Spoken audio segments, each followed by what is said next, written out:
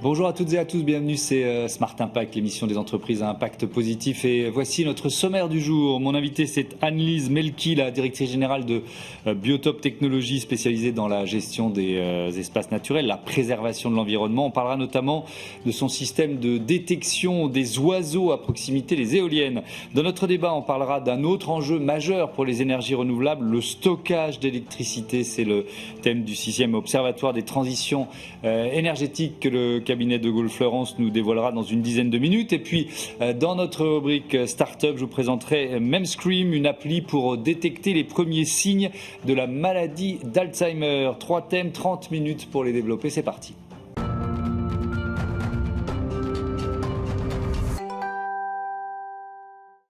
L'invité de ce Smart Impact, c'est Anne-Lise Melki. Bonjour. Bonjour. Bienvenue, vous êtes la directrice générale de Biotop Technologies. C'est une entreprise qui existe depuis une trentaine d'années. Vous en avez appris la direction en 2018. C'est quoi le métier de Biotop Technologies? Préservation de l'environnement, essentiellement? Bien sûr. Alors, je vais d'abord parler de Biotop, en fait, puisque Biotop Technologies appartient à Biotop complètement.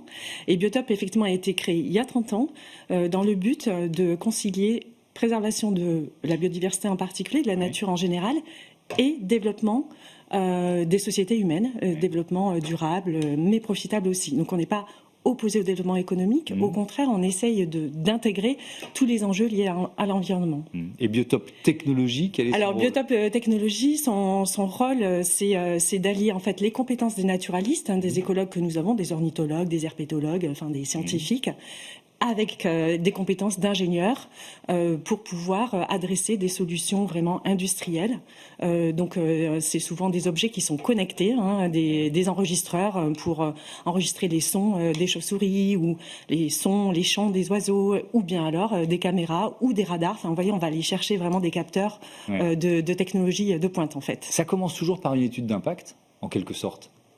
Comme Smart Impact, oui, il faut avoir toujours conscience. Non, mais je veux dire, quand vous avez un client, un projet, ça commence toujours comme ça? Oui, alors effectivement, ce qui fait un peu notre succès, ce qui fait qu'on a des équipes partout sur la planète aujourd'hui, c'est que la plupart des réglementations environnementales ont intégré le fait qu'en amont des projets, il faut déterminer là où il est mieux de faire le projet pour éviter un maximum d'impact. Donc c'est là qu'on fait des études d'impact.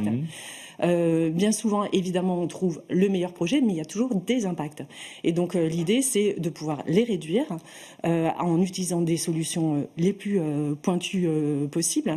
Et elles sont de toutes sortes, elles sont très, très diverses, les solutions qu'on propose. Par exemple, de temps en temps, on est obligé de compenser. Compenser, ça veut dire restaurer, par exemple, des habitats. Restaurer des habitats, ça veut dire peut-être rendre le sol vivant. Donc, c'est pour ça qu'on a une myriade de solutions. Je reviendrai avec plaisir. Là, aujourd'hui, on ne peut pas parler de tout, mais c'est vrai que, par exemple, pour diversifier nos activités et pour ne plus être qu'un bureau d'études, on a investi, par exemple, dans une société qui fabrique des nichoirs bois. Béton-bois, exactement. Puisqu'on est au cœur de la transition énergétique, on a commencé à isoler tous les bâtiments de France, on va dire. Et donc, sauf qu'on a enlevé les habitats des moineaux, des hirondelles, etc. Donc, on remplace ces trous qu'il y avait avant dans les façades de Paris et d'ailleurs. Et on intègre avec les architectes, avec les façadiers, des nichoirs qui vont être particulièrement adaptés aux différentes espèces qu'on veut aider. Donc ça, c'est vraiment dans la conception d'un nouveau bâtiment. Ça, c'est dans la conception d'un nouveau bâtiment ou dans la rénovation, énergétique des bâtiments, vous voyez. Alors, on vous a invité parce qu'il y a cette problématique de plus en plus importante pour les producteurs d'énergie renouvelable et notamment pour l'éolien. Pour les éoliennes, c'est leur impact sur les oiseaux et les solutions pour réduire cet impact. Vous avez mis en place une solution, c'est ça, qui s'appelle Aves, je crois. C'est ça, quoi Aves Wind en particulier. Donc Aves, c'est une solution qu'on est allé chercher chez nos partenaires allemands, donc la société Protect Bird. Et on a sélectionné cette solution puisqu'effectivement, quand on exploite des parcs éoliens, on peut être quand même amené à percuter des oiseaux ou percuter des chauves-souris aussi, ou créer des barotraumatismes aussi chez les chauves-souris. Donc l'idée, c'est tout simple, c'est quand vous avez un vol d'oiseaux qui arrive parce que des oiseaux sont en migration ou parce qu'ils se reproduisent à proximité, de pouvoir arrêter ces éoliennes. Mais c'est pas si simple. Il faut les détecter. Il faut les détecter. Il faut aussi savoir communiquer avec une éolienne. Et donc derrière, on embarque des solutions qui sont vraiment issues issu en fait des solutions militaires. Donc on a sélectionné des caméras qu'on dit PTZ, c'est-à-dire qu'elles sont capables à la fois d'observer, d'être en réseau avec toutes les autres caméras qu'on va mettre sur le champ éolien, de suivre les vols, de zoomer sur les oiseaux en particulier pour identifier que c'est bien des oiseaux, déjà, première idée, et qu'en plus c'est des oiseaux qu'on cherche particulièrement à protéger parce qu'ils sont très sensibles à la collision, et donc ensuite de communiquer avec l'éolienne pour arrêter l'éolienne. C'est-à-dire que c'est la caméra qui va donner l'ordre à l'éolienne de s'arrêter. Pourquoi ? Parce qu'il faut que ce soit assez rapide, j'imagine. Exactement, tout ça dépend de plein de paramètres, la vitesse de rotation des éoliennes, des rotors, mais aussi la vitesse de vol des oiseaux. Et vous savez, en France, 90% des oiseaux sont protégés. Donc on va arrêter les éoliennes que en fonction des espèces sensibles, vous voyez, et en fonction effectivement des règles que donne l'autorité environnementale. Ça marche aussi pour les chauves-souris, mais c'est pas exactement la même technologie. C'est pas exactement la même technologie, donc c'est un autre produit qui s'appelle Chirotech Plus qu'on a développé il y a de nombreuses années, qui est basé sur des enregistrements, et aujourd'hui, grâce aux capteurs qu'on a sélectionnés, c'est la détection temps réel, d'accord ? Il faut savoir qu'actuellement, protéger les chauves-souris, ça permet de produire plus, c'est contre-intuitif, mais ça permet de produire plus d'électricité renouvelable. Pourquoi ? Parce que si on ne met pas des dispositifs comme ça, alors l'autorité environnementale va demander d'arrêter les éoliennes avec des critères très simples. À chaque fois qu'il y a moins de 4 mètres secondes de vent, à chaque heure de la nuit où les chauves-souris sont actives, et sur une période de l'année, d'accord, où elles sont actives aussi. Donc finalement, on va arrêter souvent les éoliennes en prévention, en disant il risque d'y avoir des chauves-souris, donc j'arrête les éoliennes. Mais en réalité, en utilisant ces capteurs, on sait en temps réel si elles sont là ou pas.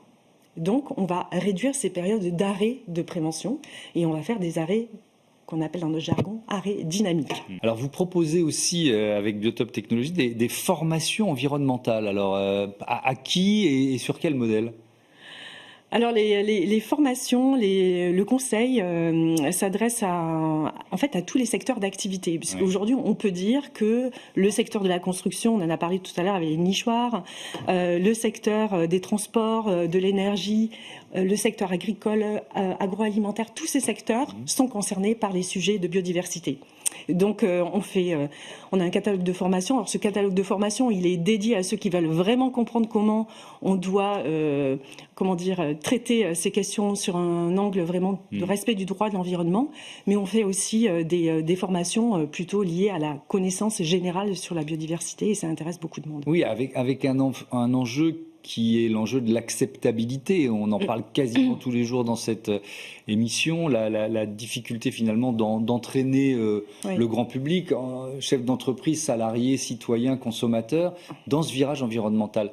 Est-ce qu'on s'est trompé en faisant peur, en culpabilisant, ou est-ce qu'il fallait aussi en passer par là ? Alors, c'est vrai que moi je suis d'un caractère très très optimiste, d'accord ? Donc j'aime pas trop ce discours, on est dans un système d'extinction, c'est vrai, mais enfin le vivant a une capacité de rebond incroyable. Néanmoins, aujourd'hui, au moment où on se parle et si on surfe sur l'actualité, effectivement, le droit de l'environnement est un petit peu attaqué, ça me préoccupe un petit peu, parce que effectivement, il ne faudrait pas qu'on revienne trop en arrière.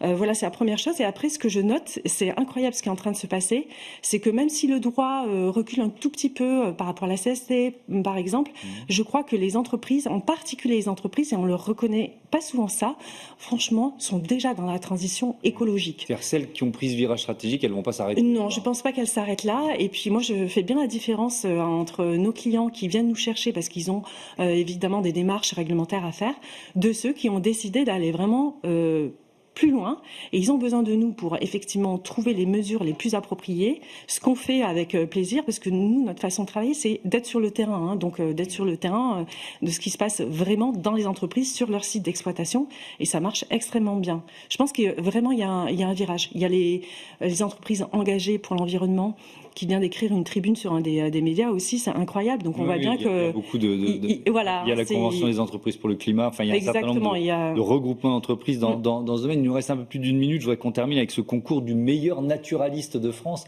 que vous avez organisé, c'est la Fondation Biotope pour la biodiversité. C'est la deuxième édition là qui va démarrer. Oui, fort du succès de la première édition, donc c'est tout à fait nouveau et inédit en France. Donc on se lance dans la deuxième étape donc cette année où on a 2 concours.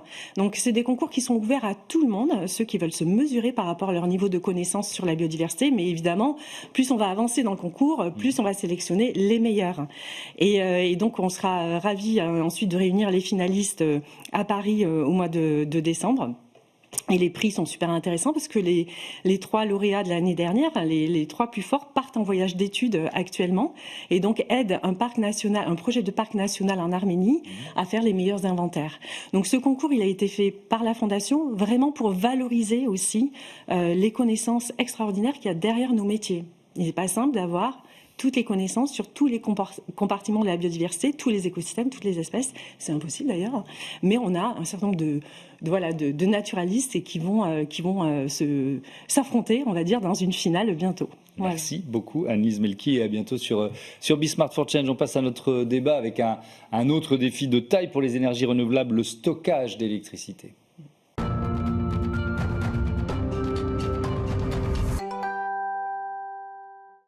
Le débat de ce Smart Impact, on parle stockage d'électricité avec Sylvie Perrin, bonjour. Bonjour. Bienvenue, vous êtes avocate associée au cabinet de Gaulle-Fleurance et Corentin Machet, bonjour. Bonjour. Bienvenue à vous aussi, associé chez Clean Horizon, pionnier dans le stockage d'énergie. Avec quelle solution? Qu'est-ce que vous proposez comme solution? Oui, alors Clean Horizon, on fait du conseil en stockage d'électricité avec 2 grands domaines. Le premier, c'est de la modélisation économique. Donc on fait des prévisions de prix parce que le stockage d'électricité, il gagne son argent sur plein de revenus différents, de la flexibilité, des marchés de gros, donc on va peut-être en parler un petit peu. Bien sûr. Et on a un outil qui permet de calculer les revenus futurs d'une batterie. Voilà. Et la deuxième chose qu'on fait, c'est qu'on a un bureau d'études techniques. Donc on aide nos clients à designer des projets de stockage d'électricité. Voilà, où est-ce qu'on met les containers, combien on met de containers, quelle batterie on achète, comment on négocie les contrats, jusqu'à la réception sur site du projet. Avec un enjeu majeur dont on va beaucoup parler, l'enjeu du stockage. Sylvie Perrin, vous publiez là la 6e édition de l'Observatoire des transitions énergétiques. Ça porte sur cette question du stockage d'électricité. Peut-être on peut, pas seulement, mais peut-être on peut rappeler le principe de cet observatoire. Oui, alors l'observatoire, on l'a démarré en effet il y a 6 ans avec l'idée d'abord on est un cabinet d'avocats très impliqué dans le secteur de la transition énergétique depuis plus de 17 ans. Donc on se disait il faut qu'on ait un sujet que l'on regarde de façon transverse, aussi bien technique, d'où d'avoir les meilleurs spécialistes comme Corentin et Clean Horizon, mais également qui ont participé à l'observatoire, également les pionniers de ceux qui ont investi et produit du stockage en France, qu'on ait cet aspect-là, cet aspect à la fois technique, juridique, financier, mais qu'on le regarde sur plusieurs pays, parce que ces dimensions sont importantes pour pouvoir apporter quelque chose à nos clients. Donc on a fait appel à nos amis avocats en Belgique, en Angleterre, en Pologne, pour voir justement dans des pays où le stockage est plus développé qu'en France, pourquoi, comment et quelles sont les particularités. C'est intéressant d'avoir cet exemple pour faire évoluer notre marché également. Avec éventuellement quelques bonnes idées, bonnes pratiques à partager. Et cette question, alors qui peut sembler paradoxale, parce qu'il y a 2 ans, on était plutôt en pénurie, mais est-ce que la France produit trop d'électricité ? Non, pas du tout. Sûrement pas assez par rapport aux besoins qu'on en a et sûrement pas assez pour devenir autonome par rapport aux fossiles. Donc certainement pas encore. Il faut en produire plus. Il faut continuer à soutenir les ENR, les énergies renouvelables, quelle que soit la politique par rapport au parc nucléaire, parce qu'on a eu une politique qui est d'électrification. Donc il faut préparer le changement des usages qui est lent mais qui continue à progresser, que ce soit les IRVE ou d'autres sujets. Donc en même temps, il faut aussi avoir des sujets, comment on va gérer l'équilibrage.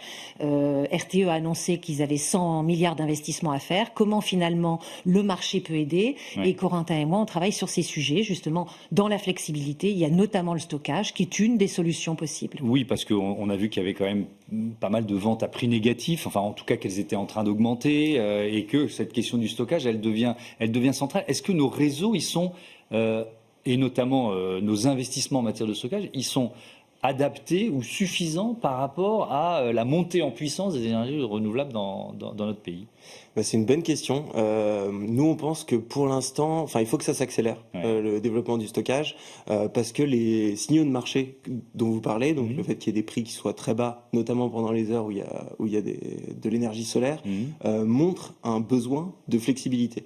Donc la grande question, c'est qu'est-ce que c'est que la flexibilité? Le stockage n'est qu'une partie de l'équation. Il y a aussi l'effacement, la demande et puis la production qui elle-même peut s'effacer. C'est tout le sujet des panneaux solaires d'ailleurs, c'est de pouvoir les baisser la journée si on n'en a pas besoin.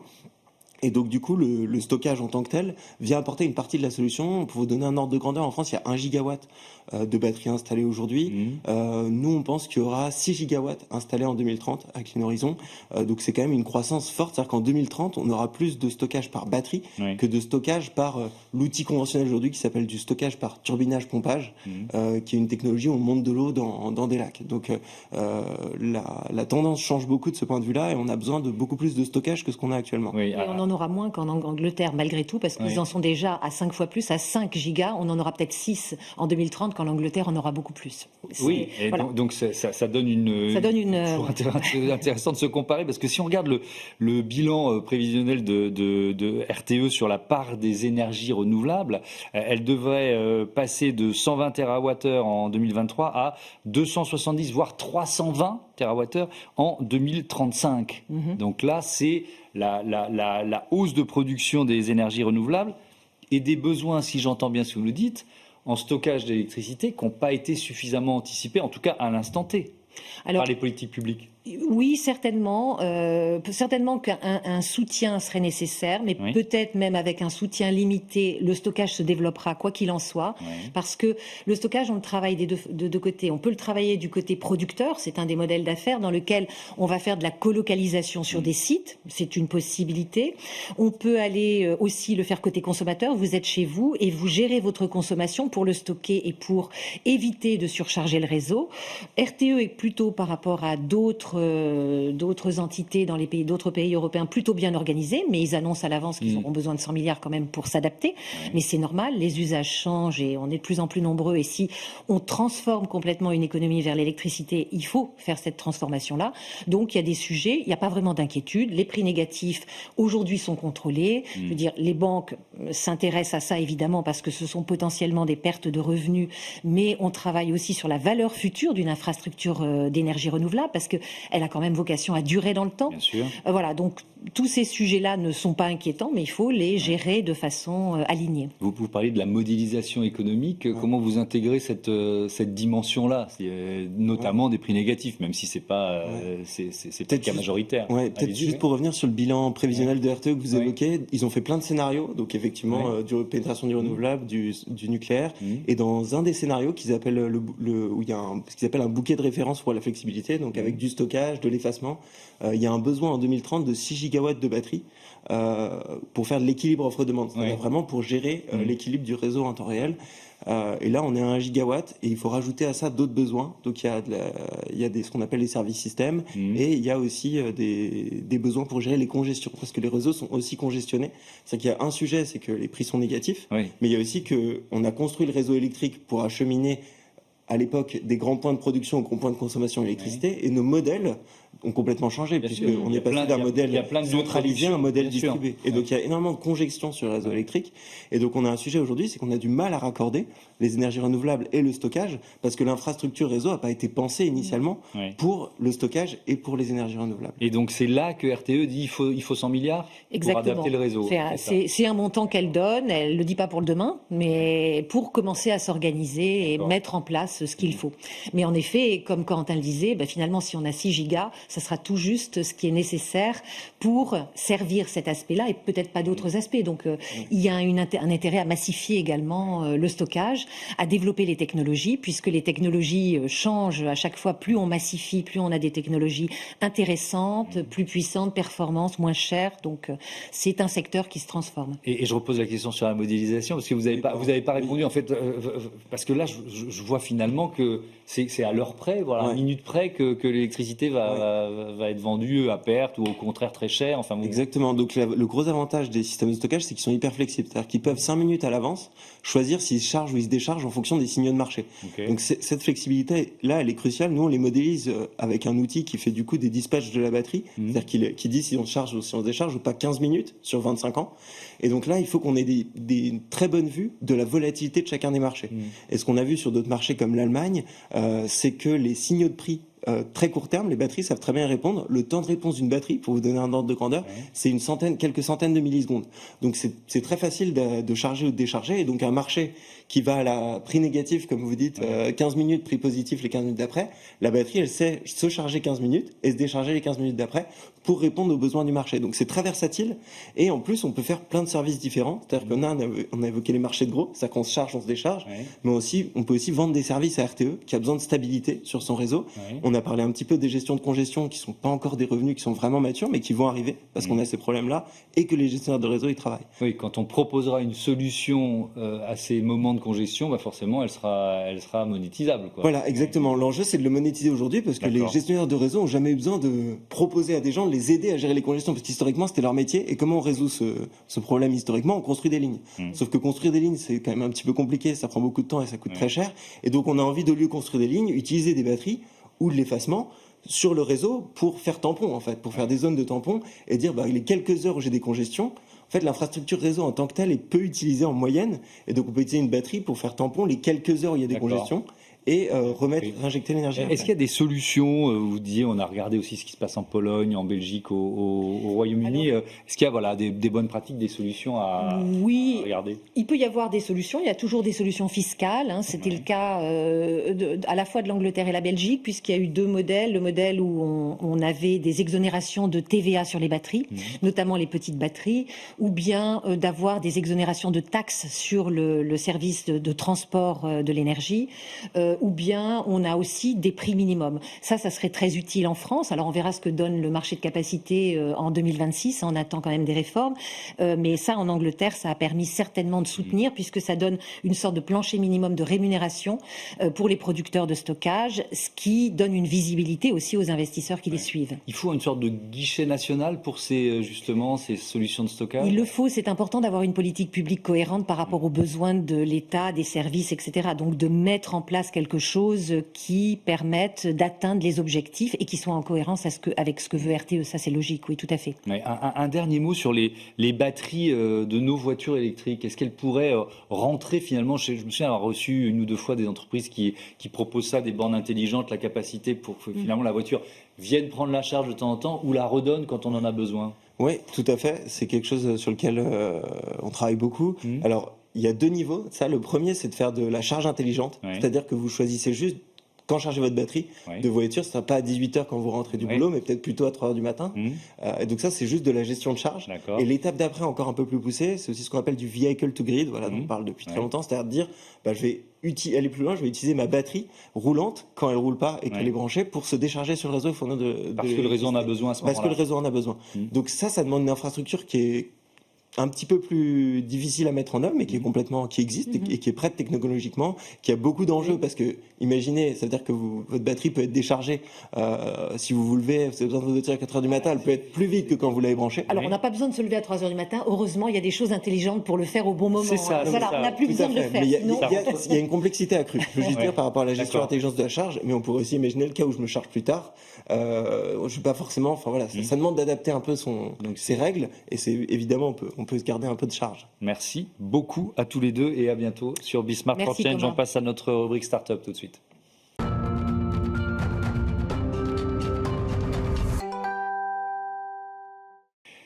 Smart Ideas avec le professeur Julien Dumurgier, bonjour. Bonjour. Vous venez nous parler de MemScreen qui est né au cœur d'une équipe hospitalière, déjà c'est ce qu'on peut raconter? Exactement.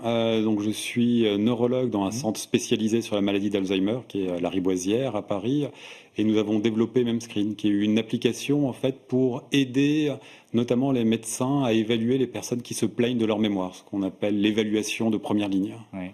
Et on va voir l'effet et l'importance de cette évaluation. Il y a eu un long travail et vous venez d'aboutir là à une validation scientifique, c'est ça ?